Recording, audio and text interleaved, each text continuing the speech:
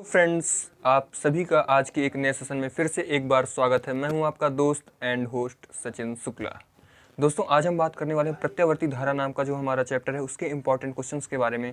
और दोस्तों, मैं आपसे वादा करता हूं कि मैं जो क्वेश्चन बताने वाला हूं उससे बाहर एक भी क्वेश्चन यदि आ जाए तो आप मेरा चैनल अनसब्सक्राइब भी कर सकते हो। मैं कुछ भी नहीं कहूँगा, लेकिन यार अभी तो सब्सक्राइब करो, जब पेपर आएगा तब देखना। लेकिन ये मैं गारंटी बोलता हूँ 100% मैं जो क्वेश्चन बताऊँगा वही एग्ज़ाम में आएंगे इस चैप्टर के।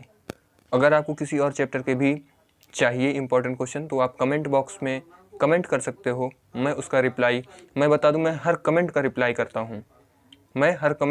तो कमेंट ज़रूर किया करो। कमेंट में तुम बता दो, मैं उसके लिए भी एक स्पेशली वीडियो लेकर के आ जाऊँगा। लेकिन दोस्तों, जब मैं आपके लिए इतनी मेहनत करता हूँ तो मैं हर वीडियो पर एक टारगेट भी रखता हूँ। जो टारगेट है मेरा वो आपके सामने दिखाई दे रहा है। वो टारगेट है, देखो भाई, आप लोग वीडियो देखते हो और वीडियो देख के निकल जाते हो, ये गलत बात है भाई। वो मेरे टारगेट को पूरा करने में, और मुझे विश्वास भी है कि आप मेरे भाई बहन हो, आप लोग मेरा टारगेट पूरा करने में मेरी मदद करोगे। मैंने इस वीडियो का भी एक छोटा सा टारगेट रखा है, वो है 25 लाइक का और 5 सब्सक्राइब का। तो दोस्तों, इस छोटे से जो हमारा टारगेट है उसको पूरा करने में हमारी मदद करिए और हमारे चैनल को सपोर्ट करिए, क्योंकि इस तरह की यूजफुल इन्फॉर्मेशन हम आपके लिए लाते रहते हैं और आपके लिए हम दिन रात लगे रहते हैं। तो दोस्तों, इस छोटे से टारगेट को पूरा करने में मेरी मदद करिए। दोस्तों, आज अब हम बात करते हैं मुद्दे की बात। मुद्दे की बात क्या है? देखो भाई, अगर कोई अंग्रेजी दवाई है, अंग्रेजी दवाई की खासियत ये होती है कि वो तुरंत फ़ायदा कर देती है। लेकिन ये भी आप जानते होंगे कि अगर वो तुरंत फ़ायदा करती है तो कभी कभी साइड इफ़ेक्ट भी हो जाता है। अब पूरी बात को स्टेप बाय स्टेप समझना, तभी आप पूरी बात को समझ पाओगे। मैं क्या कह रहा हूँ कि नुकसान कर देती है। नुकसान क्यों कर देती है? क्योंकि हमें उसको खाने का तरीका नहीं पता होता। जब हम उसे गलत तरीके से अपने अंदर ले लेते हैं तो वो हमें नुकसान कर देती है। उसी तरीके से मैं जो क्वेश्चन बता रहा हूँ, तो मैं हर क्वेश्चन में कंडीशन बताऊंगा कि कब कौन सा क्वेश्चन पूछा जाता है और कब कौन सा क्वेश्चन नहीं पूछा जाता। अगर पूछा जाता है तो हमें किस तरीके से लिखना है और किस तरीके से नहीं लिखना। तो भाई, पूरी चीज़ें, पूरी बातें स्टेप बाय स्टेप फॉलो करना, पूरा वीडियो लास्ट तक वॉच करना। नहीं तो अगर आपका नुकसान होगा तो उसके जिम्मेदार आप खुद होगे। नहीं तो भाई, पूरा वीडियो देखो और लाइक करना मत भूलना, नहीं तो पाप लगेगा। देखो, अगर लाइक और सब्सक्राइब ना करोगे तो पाप लगेगा, क्योंकि इस तरह का काम ना किया करो। तो स्टार्ट करते हैं। देखिए, जो आज का हमारा पहला क्वेश्चन है वो है एसी व डीसी में अंतर। अब सारी बातें सुनिए। ये देखा जाए तो ये हमारे चैप्टर का सबसे पहला इंपॉर्टेंट क्वेश्चन माना जाता है। एसी व डीसी में अंतर सबसे ज़्यादा पूछा जाने वाला अगर कोई अंतर में, देखिए, हमारा जो ये चैप्टर है, इस चैप्टर में दो क्वेश्चन ही ऐसे हैं जिनमें अंतर है। पहला एसी व डीसी में अंतर और दूसरा श्रेणी अनुनादी परिपथ और समांतर अनुनादी परिपथ में अंतर। तो मैंने इनको अथवा में रखा। आप दो में से कोई एक तैयार कर लो, कोई एक तैयार कर लो। देखिए, हमको तैयारी तो पूरी करनी है, हमें पढ़ना सब कुछ है, लेकिन उसकी भी एक प्रायोरिटी होती है कि भाई पहले हम वो चीज़ पढ़ें जो पेपर में ज़्यादा पूछा जा रहा है। ज़्यादा पूछी जाने वाली चीज़ को पहले पढ़ें, जो थोड़ा कम पूछा जा रहा है उसको थोड़ा बाद में पढ़ें। पढ़ना सब कुछ है। देखिए, एसी व डीसी में अंतर हम बता रहे हैं, इम्पॉर्टेंट है। अब इम्पॉर्टेंट क्यों है? क्योंकि ये सबसे ज़्यादा बार पूछा गया है। अब ये कब पूछा जाएगा और कब नहीं पूछा जाएगा? देखिए, अगर 2019 में अंतर का क्वेश्चन आया, 2018 में अंतर का क्वेश्चन आया है एसी व डीसी में अंतर, तो इस बार चांस है 35 to 40% कि श्रेणी अनुनादी परिपथ और समांतर अनुनादी परिपथ में अंतर लिखिए। लेकिन मैं आपको, अगर आप एमपी बोर्ड के स्टूडेंट हो तो मैं आपको बता दूं, एमपी बोर्ड की खासियत क्या है। एमपी बोर्ड हर 2 साल में क्वेश्चन रिपीट करता है। कई बार आपने देखा होगा, खासकर 10th में भी ये चीज़ आपने देखी होगी, गौर की होगी। अगर आप पेपर एनालिसिस करते हो मेरी तरह, तो एमपी बोर्ड क्वेश्चन रिपीट कर देता है। जैसे 2018 में अगर पूछा गया एसी व डीसी में अंतर, तो 2020 में एसी व डीसी में अंतर आ जाता है। ये चांस रहती है 60 to 70%, ये चांस रहती है। ठीक है, आपने प्रायिकता मैथ्स में पढ़ी होगी, 10th में भी थी प्रायिकता, तो आपने ये देखा होगा कि एसी और डीसी में अंतर ये पूछा जा सकता है। ठीक है, और दूसरा जो ने बताया कि श्रेणी अनुनादी परिपथ और समांतर अनुनादी परिपथ। तो अगर आप ये जानना चाहते हो कि इन दोनों में से कौन सा क्वेश्चन हम पहले पढ़ें, तो पहले आपको पढ़ना है एसी व डीसी में अंतर। ठीक है, तो हो सकता है आपको कन्फ्यूजन दूर हो गया हो। अगर नहीं हुआ तो कमेंट बॉक्स में बताइएगा। फिर से मैं रिपीट कर देता हूँ, एसी व डीसी में अंतर हमको पहले पढ़ना है। उसके बाद में अगर आपके पास लास्ट में समय बचता है तो आप इसको सेकंड क्वेश्चन को पढ़ो, नहीं तो एसी व डीसी में अंतर ही पूछा जाएगा। फिर जो हमारा दूसरा है, देखिए, मैं आपको एक चीज़ और बता दूं कि अगर आपने अभी तक कुछ भी नहीं पढ़ा, आपके पास नोट्स तक नहीं है, तो भैया कोई चिंता की बात नहीं, क्योंकि पढ़ने का समय तो अब आया है यार। अभी 3-4 महीने का समय, कोई दिक्कत वाली बात नहीं है। ठीक है, एकदम रिलैक्स माइंड हो जाओ।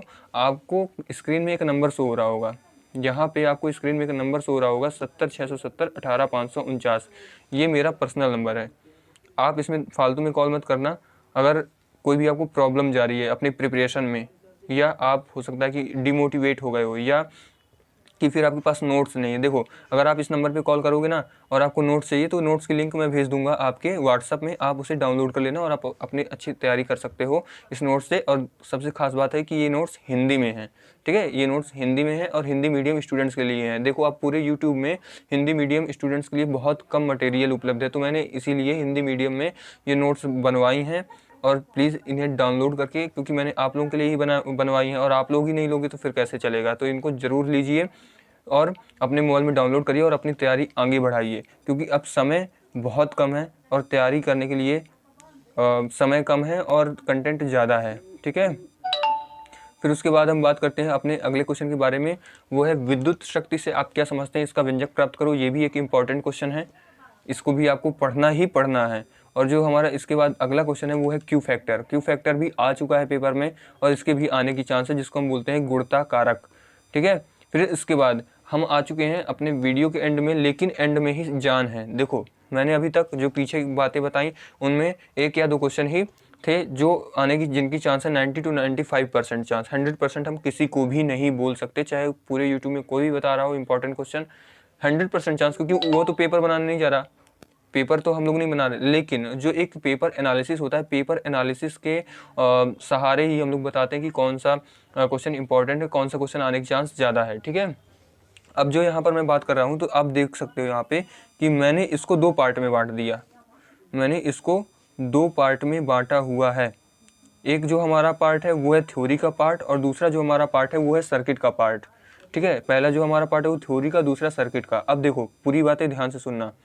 अगर मान लो कि आपकी रटने की क्षमता तेज है, आप रटने में विश्वास रखते हो, भाई रटना कोई भी गलत बात नहीं है। बोर्ड एग्जाम रटने करके ही कई लोग पास करते हैं, कई लोग क्या सभी लोग लगभग करते हैं। और मैंने ये भी देखा है कि जो लोग रटते हैं उन्हीं की मेरिट भी आती है, ये मैं अपने अनुभव के आधार पर बता रहा हूँ। जो लोग वो लोग सबके सामने गाना गाएंगे समझो समझो और अपना घर जाके रटते हैं, सब लोग रटते हैं, तो कोई दिक्कत वाली बात नहीं है। थ्योरी में ये जो मैंने 4 क्वेश्चन लिखे हैं, तो अगर आप रटने में विश्वास रखते हो तो ये 4 क्वेश्चन पढ़ लेना, और अगर आप मेरी तरह समझने में विश्वास रखते हो तो भाई सर्किट को चुन लेना। इसमें कोई भी दो राय नहीं है, आपकी जो पसंद हो, आपके लिए जो आसान हो, आप वही रास्ता चुनो, दूसरे कहने पे मत जाओ, ठीक है। सर्किट में भी, सर्किट की स्पेलिंग थोड़ा सा गलत हो गई, इसको थोड़ा सुधार लीजिएगा, लेकिन हमको स्पेलिंग से क्या मतलब, हम इंग्लिश थोड़ी पढ़ रहे हैं, हम फिजिक्स पढ़ रहे हैं। लेकिन यहाँ पर एस की जगह सी होगा। कई लोग कमेंट कर देंगे भाई ये स्पेलिंग गलत लिखे थे, स्पेलिंग गलत वो कभी कभी मिसप्रिंट हो जाता है जल्दी जल्दी में, क्योंकि इतना सारा कंटेंट आप लोगों के लिए बनाना होता है, तो इसलिए हो जाता है कभी कभी। और उसमें भी अगर आप सर्किट लेते हो तो सर्किट में भी मैं इंपॉर्टेंट बता दूं, टोटल 7 या 8 सर्किट है। मैं एक सीरीज़ लेके आने वाला हूं सर्किट के लिए, अगर आपसे नहीं बनते हैं तो आप उनको ज़रूर देखिएगा। अगर आपने अभी तक चैनल को सब्सक्राइब नहीं किया तो कर लीजिएगा, क्योंकि अब अगले जो वीडियो होंगे 7-8 वीडियो सारे सर्किट के ऊपर होंगे और उनमें मैं बहुत अच्छे से समझाने वाला हूँ सर्किट को। देखिए, सर्किट में भी अगर आप पढ़ते हो तो सबसे ज़्यादा इंपॉर्टेंट अगर है कोई तो वो है एलसीआर को सबसे ज़्यादा प्रायोरिटी देना भाई, क्योंकि एलसीआर सबसे ज़्यादा पूछा जाने वाला सर्किट है, खासकर एमपी बोर्ड में। दूसरा सिंगल सर्किट है। सिंगल सर्किट क्यों है? क्योंकि एनसीईआरटी में सिर्फ सिंगल सर्किट दिए गए हैं, डबल सर्किट नहीं दिए गए हैं। लेकिन मेरे कहने का मतलब ये नहीं है कि डबल सर्किट नहीं पूछे जाते, वो भी पूछे जाते हैं और कई बार बोर्ड एग्जाम में पूछा भी जा चुका है। लेकिन अब क्योंकि सारे देश में एनसीईआरटी लागू हो चुका है और चांस रहती है कि एनसीईआरटी से ही लगभग पूरा पेपर आता है, तो सिंगल सर्किट की चांस ज़्यादा है और डबल सर्किट की उससे थोड़ा कम है। तो ये तो हो गई सर्किट की बात। लेकिन अगर आप थ्योरी का पोर्शन उठाते हो तो थ्योरी में भी मैं इंपॉर्टेंट बता दूं, थ्योरी में ज़्यादा इंपॉर्टेंट है ट्रांसफार्मर और डायनमो। वो भी डायनमो भी 2 ठो है, एसी डायनमो, डीसी डायनमो, और ट्रांसफार्मर तो है ही, ठीक है। तो ट्रांसफार्मर और डायनमो ज़्यादा इंपॉर्टेंट है। इंपॉर्टेंट मोटर और कुंडली भी हैं, अगर नहीं होते तो मैं उनको लिखता ही नहीं, लेकिन वो भी इंपॉर्टेंट है। लेकिन पहले प्रायोरिटी किसको देना है? अगर आप थ्योरी वाला पोर्शन उठाते हो तो ट्रांसफार्मर और डायनमो को।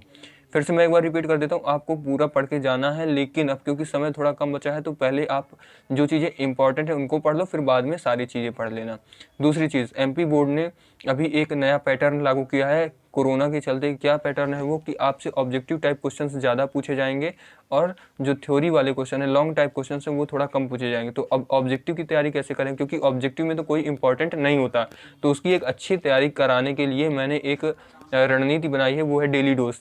एक वीडियो डेली मैं अपलोड करता हूँ अपने चैनल पर, डेली डोज के नाम पर। वहाँ पे आपको ऑब्जेक्टिव की तैयारी कराई जाती है। ये जो भी व्हाट्सएप पर मैसेज आ रहे हैं वो सारे स्टूडेंट्स के ही मैसेज आ रहे हैं, क्योंकि हमारा सर्किल अब काफ़ी बड़ा हो चुका है। तो स्टूडेंट्स डेली क्वेश्चंस करते हैं। ये देखिए मतलब व्हाट्सएप में मैसेज पे मैसेज आ रहे हैं, वो यही क्वेश्चन कर रहे होंगे या करते ही हैं कि अब कैसे तैयारी करना है, क्या करना है। तो उसके लिए मैंने एक नई रणनीति बना ली है। एक नया वीडियो डेली अपलोड करता हूँ मैं, डेली डोज के नाम पर, जिसमें कि आपको 10 सेकंड का समय दिया जाता है एक ऑब्जेक्टिव पर, और आपको उसका आंसर 10 सेकंड के अंदर कमेंट बॉक्स में लिखना होता है। ठीक है, तो अगर आप अभी तक उससे नहीं जुड़े हो तो भाई चैनल को सब्सक्राइब करके बेल आइकन को ऑल पर प्रेस कर दो। ऑल पर करना है भैया, किस पर करना है? ऑल पर। क्यों? क्योंकि मेरे जो नए वीडियोस होते हैं उनकी अपडेट आपके मोबाइल में तुरंत आ जाएगी और आप हमसे जुड़ सकते हो। तो मिलते हैं अगले इंटरेस्टिंग वीडियो में। उम्मीद करता हूँ कि आज की क्लास आपको पसंद आई होगी। अगर पसंद आई हो तो भैया लाइक कर देना, और जो मेरा टारगेट था आज का भाई उसको कंप्लीट कर देना। तो और बस वही पुरानी बात, सब्सक्राइब लाइक नहीं किया तो भाई कर लो, बार बार बोल रहा हूँ, क्योंकि इतनी मेहनत करता हूँ मैं आप लोगों के लिए, आप लोग इतना तो कर ही सकते हो। तो मिलते हैं अगले इंटरेस्टिंग वीडियो में, तब तक के लिए गुड बाय।